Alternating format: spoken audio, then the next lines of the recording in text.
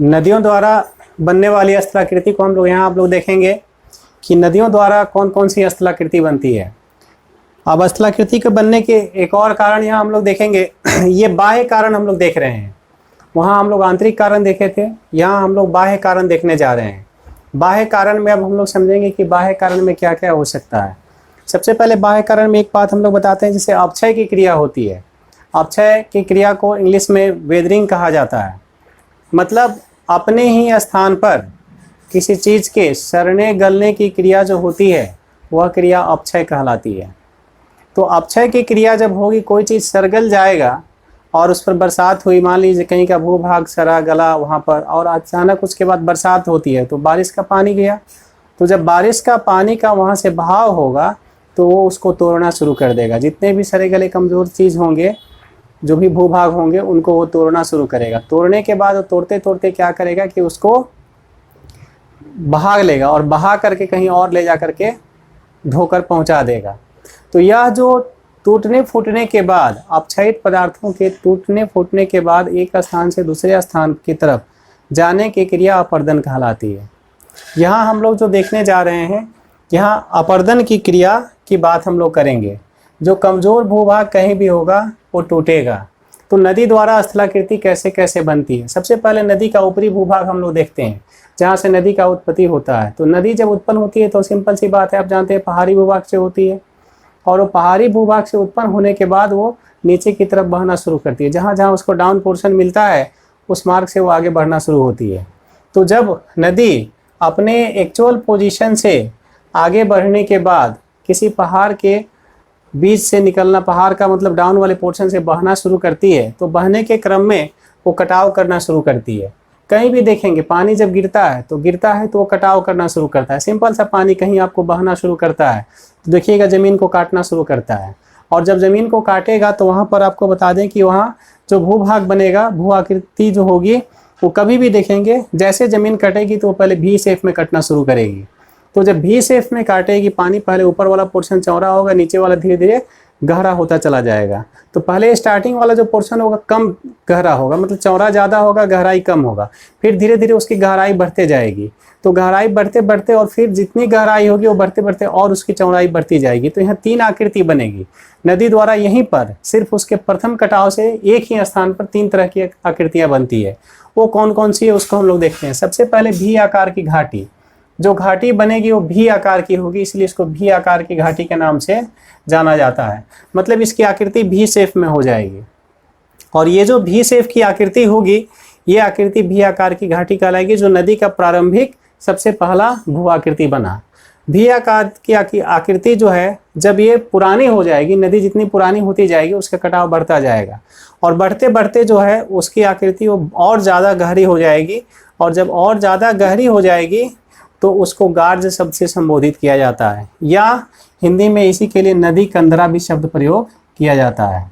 तो नदी कंदरा नदी द्वारा निर्मित वह भू आकृति है जो उसके अपर्दन क्रिया द्वारा, कटाव की क्रिया द्वारा, अपर्दन क्रिया द्वारा एक गहरी आकृति बन जाती है, जिसका भी शेप होता है, लेकिन ये संकीर्ण हो जाती है, काफ़ी पतली हो जाती है, काफ़ी गहरी हो जाती है।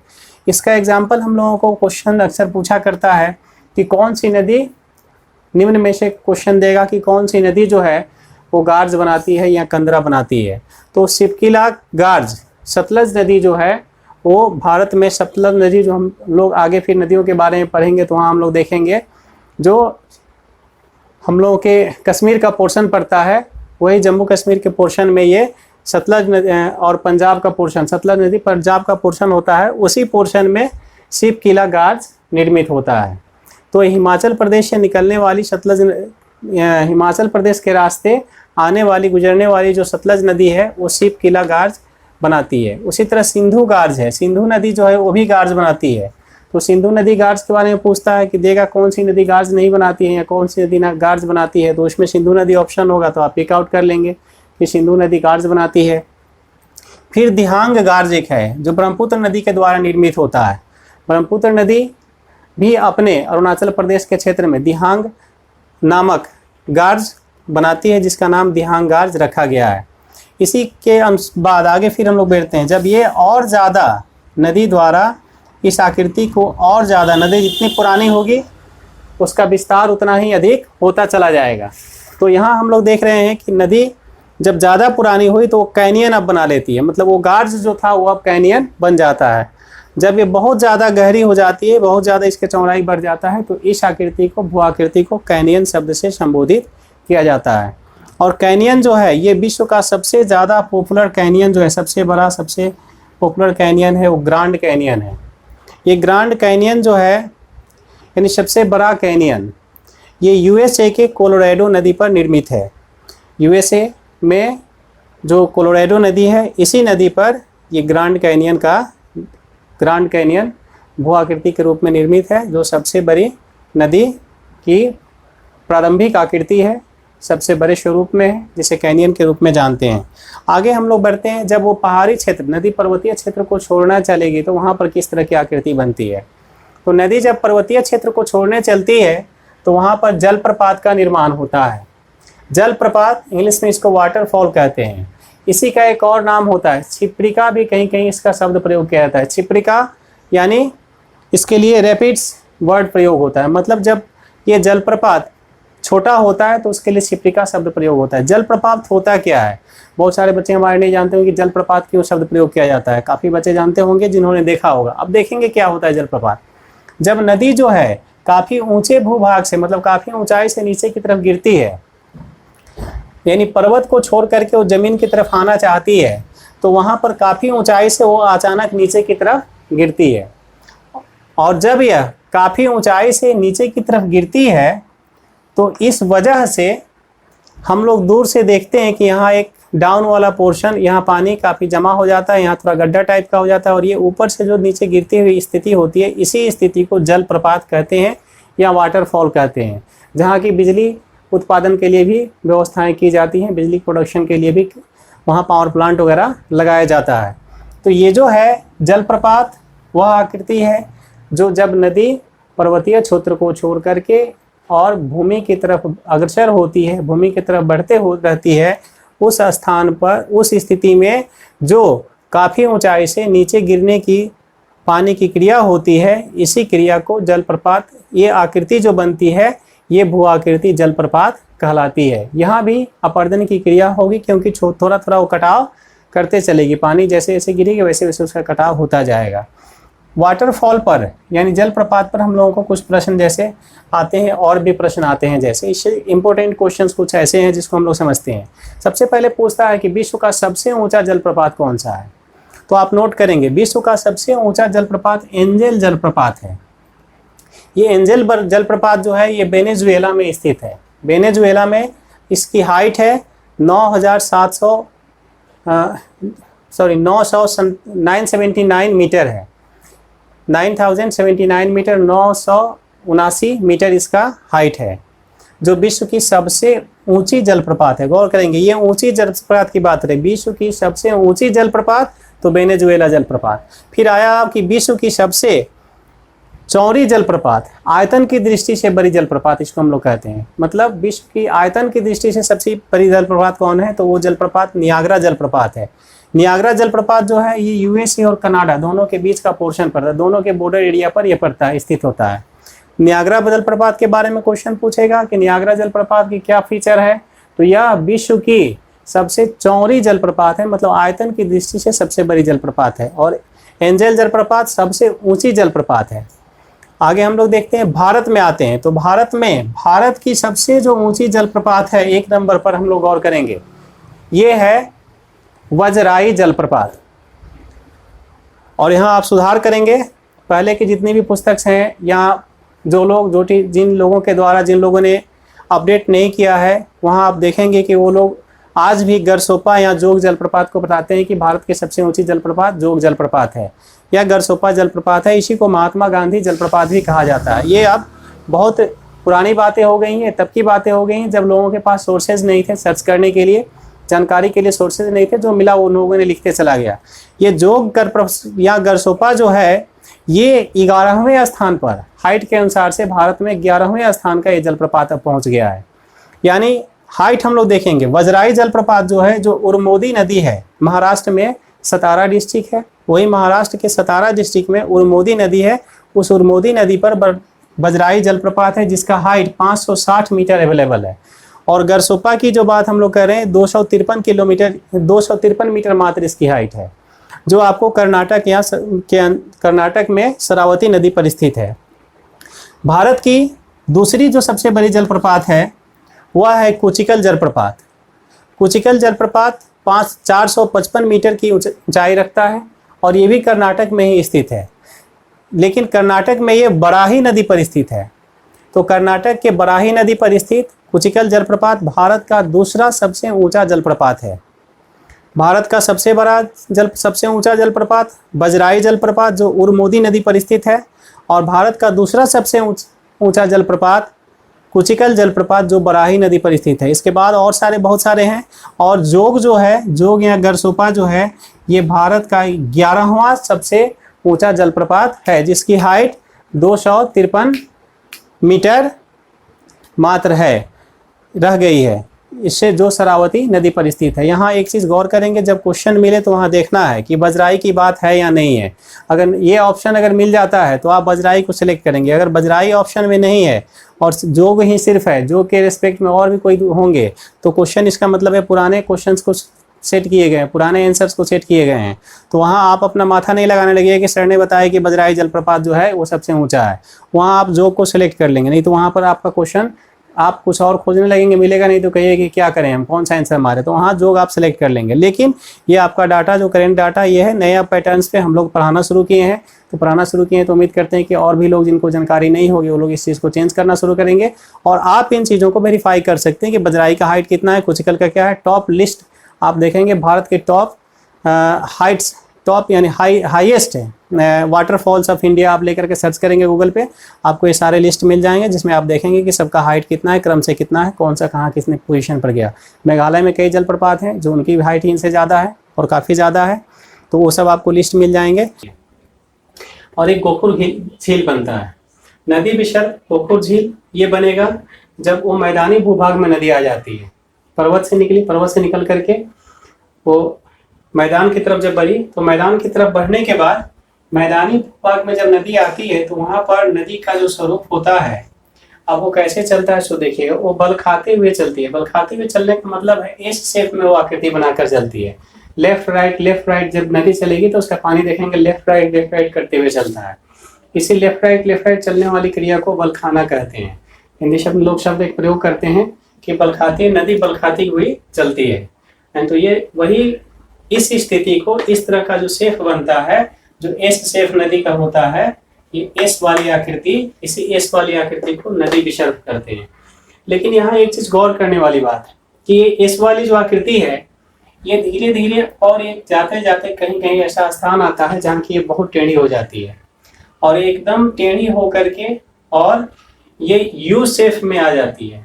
जब ये यू शेप में आती है तब देखिएगा यहाँ क्या होगा, ये यू शेप में आएगी तो यू शेप में ये वाला पोर्शन एकदम बाहर निकल गया है, यहाँ वाला पोर्शन ये ऊपर और नीचे वाला पोर्शन ऐसे चल रहा है जैसे वैसे ही चलेगा, और एक बीच वाला पोर्शन ऐसे निकल गया है। कुछ दिन के बाद बहते बहते जब नदी में कहीं ज्यादा पानी होती है तो फिर से जो है नदी ये अपना स्ट्रेट लाइन बना लेती है, जो उसका मुख्य मार्ग होता है वो मुख्य मार्ग पर वापस चली जाती है। और अब वहाँ होता क्या है कि बाकी जो ये यू शेप वाला पोर्शन था, ये शेप बाहर साइड में अलग कट जाता है, नदी से उसका कटाव हो जाता है, वो अलग बचा रह जाता है। यहाँ मलबा जमा हो जाता है, यहाँ मलबा जमा हो जाता है, और नदी का एक्चुअल मार्ग फिर जहाँ था वहीं पर पहुँच जाता है। परिणाम ये होता है कि इसमें पानी जमा रह जाता है। ये जो पोर्शन हम लोग देखें, चूंकि नदी का एक छोड़ा हुआ चीज था, तो यहाँ छोड़ा हुआ चीज था तो यहाँ झील बन गया। क्षारक झील भी इसको ऐसे कहते हैं लोग, और इसको गोखुर झील के नाम से ज्यादातर जाना जाता है। और क्वेश्चन भी पूछता है कि गोखुर झील का निर्माण कैसे होता है। तो गोखुर झील जो है ये नदियों द्वारा बनने वाली वह आकृति है जो मैदानी भूभाग में बनती है, और नदी जब अपना मार्ग टेढ़ा कर लेती है और टेढ़ा करने के बाद एक झील के नुमा आकृति छोड़कर पुनः अपने सीधे वापस मार्ग पर चली जाती है, तो यह जो झील बनता है यह गाय के खूर के समान, गाय है बैल है, उसका जो खूर होता है, खूर मतलब पैर का जो नीचे वाला पोर्शन है, उसके शेप में आ जाता है तो इसको गोखुर झील नाम दिया जाता है। इस प्रकार से बनने वाली झील गोखुर झील कहलाती है। इंग्लिश में इसके लिए ऑक्सबो लेक शब्द प्रयोग किया जाता है। तो ऑक्सबो लेक का निर्माण कैसे होता है? तो नदी के द्वारा जब मार्ग बदलने की वजह से एक टेढ़े यू शेप की आकृति का स्वरूप तैयार होता है और पुनः नदी अपने मुख्य पथ पर चली जाती है, तो बचा हुआ जो पोर्शन यहाँ झील का स्वरूप ले लेता है, इसे ही गोखुर झील कहते हैं। नदी विसर्ग के बाद गोखुर झील का निर्माण होता है। आगे हम लोग और आगे बढ़ते हैं यार, और आगे जब हम लोग बढ़ते हैं तो अब अपर्दन की क्रिया, ये सब हम लोगों ने देखा, ये सब काट रहा है, कटाव से बन रहा है। ये जितना चीज कटाव यहाँ से हो गई, बढ़ते बढ़ते और आगे जाएंगे और आगे जाने के बाद अब नदी का जितना मलबा होगा वो सब बहते बहते नदी की स्थिति कमती जाती है। नदी की 4 स्थितियां होती है जो हम आपको चर्चा करेंगे। 4 अवस्था क्या क्या होती है? जैसे उसका पहला होता है बाल्यावस्था होती है। बाल्यावस्था जब वो पर्वत से निकलती है उसको बाल्यावस्था कहते हैं, तो वहाँ वो कटाव कम करती है। फिर उसकी अवस्था आगे बढ़ती है, किशोरावस्था होती है। जब वो नदी पर्वत से नीचे गिरने लगती है उस अवस्था को किशोरावस्था कहा जाता है। जहाँ हम लोगों ने देखा है कि जो जलप्रपात बनता है वो अवस्था उसका किशोरावस्था माना जाता है। वहाँ स्पीड नदी के पानी का गति तेज होता है, और जब वो नदी और नीचे आ जाती है, मैदानी भूभाग में आती है, उसको प्रौढ़ावस्था कहा जाता है। तो प्रौढ़ावस्था का प्रदर्शन, जैसे हम लोग गंगा को देखते हैं, अपने गंगा को देखते हैं, जमुना को देखते हैं, तो यहाँ जो पोर्शन इसका होता है, यहाँ देखेंगे नदी की चौड़ाई बढ़ जाती है। नदी की चौड़ाई ज़्यादा हो जाती है, उसका विस्तार ज़्यादा हो जाता है, वो ज़्यादा क्षेत्र तक विस्तृत हो जाती है। ये अवस्था इसका प्रौढ़ावस्था कहलाता है। और प्रौढ़ावस्था तक उसमें मलबा ढोने की क्षमता ज़्यादा होती है। लेकिन इसके बाद जो है नदी अपनी वृद्धावस्था में जब चली जाती है, तो जब वृद्धावस्था में चली जाएगी तो उसकी शक्ति, उसकी क्षमता जो है, उसको जो है अपर्दित पदार्थों को ढोने का या मलबा को ढोने की क्षमता उसमें कम हो जाएगी, उसके पानी की गति धीमी हो जाएगी। और वह अवस्था जो होता है, उस अवस्था में नदी जब लास्ट स्टेज में जाती है तो वो अपने लिए द्वारा लाए गए मलबा को जहाँ तहाँ छोड़ते चली जाती है, और छोड़ते छोड़ते वहाँ का भूभाग जो है वो ऊंचा होते चला जाता है, और वह अवस्था डेल्टा का स्वरूप ले लेता है। डेल्टा में अब होता क्या है ये हम लोग देखेंगे। जहाँ डेल्टा की स्थिति बनती है वहाँ नदी जो है बिल्कुल स्लो हो जाती है और वो कई मार्गों में विभाजित हो जाती है, मतलब उसका एक मार्ग नहीं रहता है। वो जैसे निकले, देखिए पेड़ के जड़ की तरह हम लोग देख रहे हैं, ऐसे निकला इधर चला गया, कोई भाग नदी में से निकल कर इधर बहने लगा, कुछ इधर बहने लगा। ये समुद्र में मिलने से पहले की स्थिति होती है।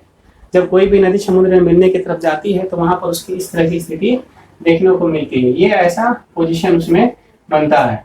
तो अब ये कई भागों में जो बढ़ जाती है, इसी भाग को, इसी अवस्था को या इसी भू आकृति को डेल्टा शब्द से संबोधित करते हैं। ये कई भागों में नदी बहने लगती है। तो ये स्टेज जो होता है, यहाँ पर नदी बिल्कुल ही धीमी हो जाती है, वहाँ आराम से आप नदी को स्वतः पार कर सकते हैं, उसके द्वारा आप क्रॉस कर सकते हैं। ये डेल्टाई पोर्शन में होता है। अब डेल्टा के साथ आपके प्रश्न उठता है कि डेल्टा कितने प्रकार का हो सकता है, क्योंकि डेल्टा आकृति के अनुसार इसकी आकृति जो होता है अलग अलग होता है। दुनिया का सबसे बड़ा जो डेल्टा है, जिसको आप गंगा ब्रह्मपुत्र का डेल्टा के नाम से जानते हैं या सुंदरबन के डेल्टा के नाम से जानते हैं, तो दुनिया की सबसे बड़ा डेल्टा गंगा ब्रह्मपुत्र का डेल्टा या सुंदरबन का डेल्टा जो है, वह डेल्टा चापाकार डेल्टा है। मतलब ये जो बना हुआ है ये चाप के आकार का बना हुआ है। चाप मतलब ये शेप हो गया, चाप का इस टाइप से इस डेल्टा का निर्माण है। ये चापाकार डेल्टा, इंग्लिश में इसके लिए आर्क्यूट डेल्टा शब्द प्रयोग किया जाता है। नील नदी जो विश्व की सबसे बड़ी नदी है, वह नदी भी चापाकार डेल्टा का निर्माण करती है। तो चापाकार डेल्टा का निर्माण कैसे होता है या आर्क्यूट डेल्टा कैसे बनती है, तो यहाँ हम लोगों ने देखा नदियों का लास्ट स्टेज होता है और इसकी आकृति इस टाइप से हो जाती है, इस शेप में हो जाती है, यानी ऐसे चाप के आकार का बन जाना, ये चापाकार डेल्टा कहलाता है। और चापाकार डेल्टा मतलब इस टाइप से इसका विस्तार हो जाएगा, चापाकार डेल्टा के रूप में हम लोग इसको जानते हैं।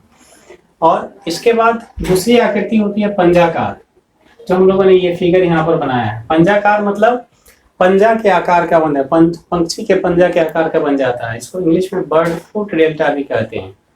दुनिया में मिसिसिपी और मिसौरी नदी जो है, ये विस्तार, इसमें बहुत ज़्यादा नदियाँ आकर के, जो मिसिसिपी नदी है उसमें बहुत सारी ढेर सारी नदियाँ आकर के मिलती है। वर्ल्ड में ऐसा माना जाता है कि दुनिया का सबसे बड़ा जो अपवाह तंत्र बनता है, रन ऑफ सिस्टम जो बना है वो मिसिसिपी और मिसौरी नदी का बना हुआ है। मतलब सबसे ज़्यादा नदियाँ आकर के मिसिसिपी नदी में मिलती हैं। तो उसमें मिसिसिपी और मिसौरी नदी जो दोनों मिलकर के जो डेल्टा बनाती हैं, ये डेल्टा जो है पंजाकार डेल्टा होता है। मतलब इसका जो आकार होता है ये पंजा का आकार होता है। पंजाकार डेल्टा के रूप में इसको हम लोग जानते हैं, बर्ड फूट डेल्टा के नाम से इसको हम लोग पहचानते हैं। और तीसरा जो है दंताकार डेल्टा, मतलब दांत के आकार का इसका डेल्टा बनता है। अब दांत का आकार कैसा होता है आप जानते हैं, दंताकार, दांत के शेप में ये सब बनेगा।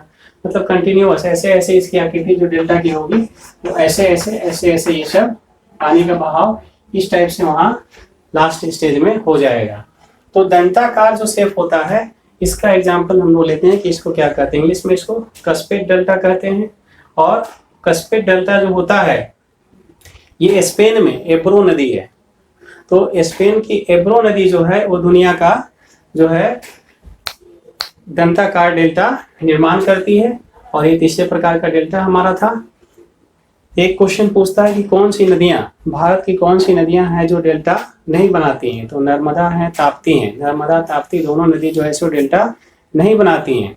अब ये दोनों नदी डेल्टा नहीं बनाती है मतलब ये जाकर के वो स्वतः गिर जाती हैं, डायरेक्ट एस्चुरी का इसके निर्माण करती है। मतलब वहाँ डेल्टा नहीं बनता, वहाँ का डाउन पोर्शन जो है वो ऐसा है कि वो डायरेक्ट जाकर के नदी में गिर जाता है। तो वो क्वेश्चन पूछता है